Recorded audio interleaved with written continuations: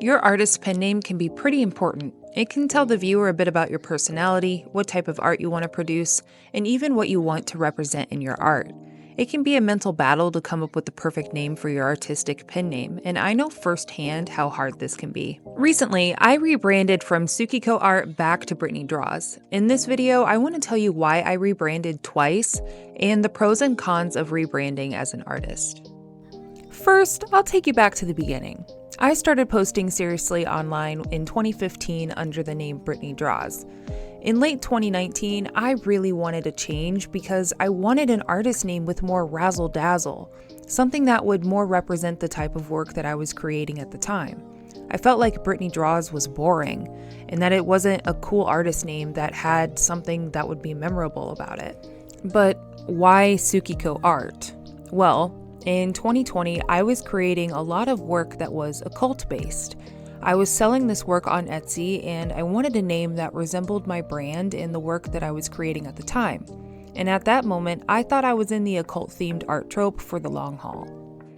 Moonchild Art was taken by an artist already, and I was taking Japanese in college at the time, so I decided to just use Tsuki and Ko as moon and child instead, to make Moonchild Art in Japanese. Plus, it gave me an opportunity to make a really cool looking logo. I can't lie, I made some really cool looking logos with this. Tsukikoart was mostly known for making witchcraft-inspired artworks. I was making a tarot deck under the name, and I was also well known for making a 12-part ritual bath series that was widely sold on Etsy and stolen and resold on Amazon by some loser. I really liked this name. However, I began to come into some issues with it. Especially as I outgrew the art that I was creating at the time, I became distant with the name altogether. When it came to conventions, people would look around and ask, "Who's Tsukiko?"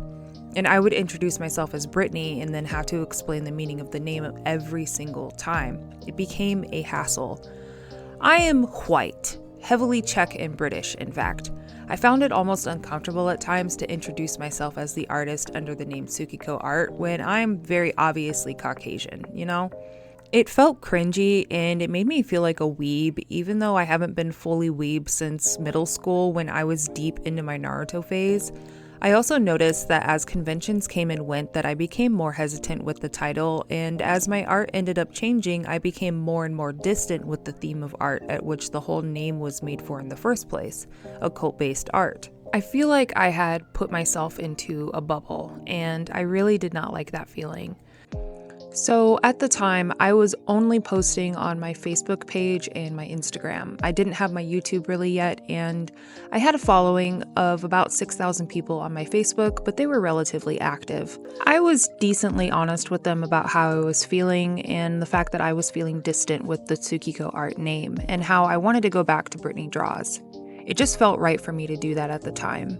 Facebook wouldn't let me change my art page name though, so I made a post letting everyone know that I would be changing the signature on my art to BrittniDraws and the reason for the change. People were very supportive of this, and that made me incredibly happy. Then began the process of actually rebranding everything and creating a new art page to funnel people over under the name BrittniDraws. However, I didn't get that far because apparently there was suspicious activity on my real Facebook account and they deleted it. They didn't let me appeal it, they didn't let me change it or secure my account, they just deleted it. So I lost my personal Facebook account, and that really sucked because I had it for like 10 years.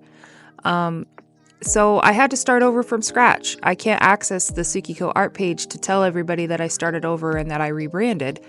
And so I had to basically start from scratch over on a brand new Facebook page where I post my art. And that really sucked. It was just deeply unfortunate. But now to the pros of rebranding. The first thing was I was able to refresh my brand and be able to post what I wanted and didn't feel like I was closed up into a theme. On a second front, it was the point of marketing. From a marketing standpoint, the name matched me better and it was easier for people to find me. If I didn't have a business card or a link for them to click on, I didn't have to feel like I needed to spell it out for them or type it into their phone for them, which I had to do at conventions, and it just created a jumbled mess, and it just made a mess. And it just feels like me. The cons of rebranding: potential loss of customers due to name confusion. People who previously bought prints under tsukikoart may not know that I've rebranded, so they may not be able to find my new shop once I reopen under the name BrittniDraws. Potential loss of customers due to people being bonded with the name. I have encountered this.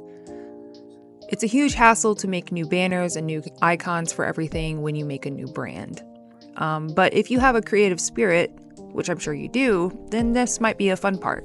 All of your old artwork that you may want to repost might have your old signature on it on a merged layer, and you either have to artistically remove it and cover it up, or put an annoying disclaimer on all of your posts that you've rebranded and face the possibility of being called an art thief. I know this from personal experience. Either way, rebranding can be a refresher for your artistic brand, and it can be a turning point in your journey. If you are considering rebranding, consider a name that won't put you in a bubble as a creator. I feel like that was my biggest mistake. Choose a name that you feel matches you as a person and one that you know you'll be happy with in the years to come, so you won't feel the need to rebrand at all. For me personally, there are times where I regret choosing tsukikoart as a name altogether. I wish I would have just stayed with BrittniDraws the whole time. No matter what you do though, try not to stress yourself out too much about it. Just do what makes you happy and have fun creating.